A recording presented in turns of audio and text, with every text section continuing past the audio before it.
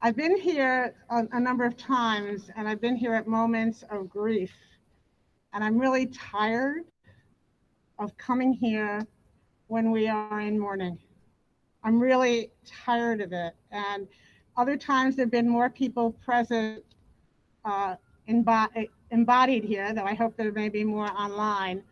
Uh, but it feels to me that we have to look forward to a time where we can celebrate together, where we can celebrate life and possibility and hope, because this has been really, really hard for all of us. It's not just since COVID began. It was a year of violence, a year of death, a year of hatred. Enough, enough. This time of year on the Jewish calendar, we just finished the high holidays, and we're in the middle of the holiday of Sukkot, which is a harvest holiday. And if you walk around Riverdale, you might find these sort of temporary shelters, and you'll find people having meals in them. And it really represents how fragile our existence is, not just now, but always. It's a reminder how fragile we humans are. I think that's a very important statement to make because we take it so for granted, our existence, our lives, and now we've had to stop. This coronavirus has made us stop, and what is normal is something completely new. And we have to recognize that we are fragile. And when you're fragile, you cannot be alone. When you're fragile, you need to be able to say, help. You need to be able to reach out because we cannot get through this alone. I looked for some writings, and one of my colleagues wrote this prayer of healing. His name is Jay Stanton. We used to teach together. I search for poems on healing, but each one I find is some transformational introspection.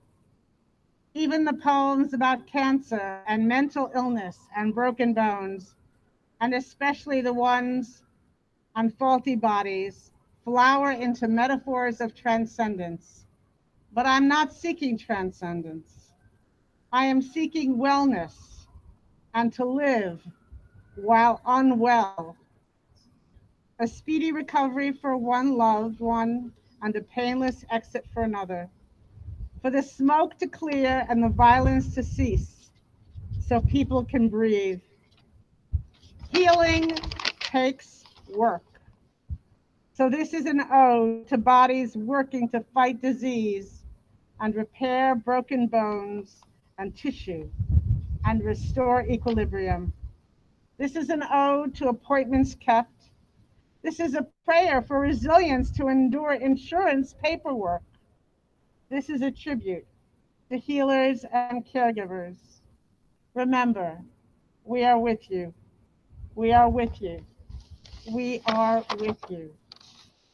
This disease, this virus, although it hits people equally, the results are not equal. It hits the poor harder than it does the rich because they don't have access to health insurance in the same way. It hits those who simply think they are immune to it harder than those who are careful.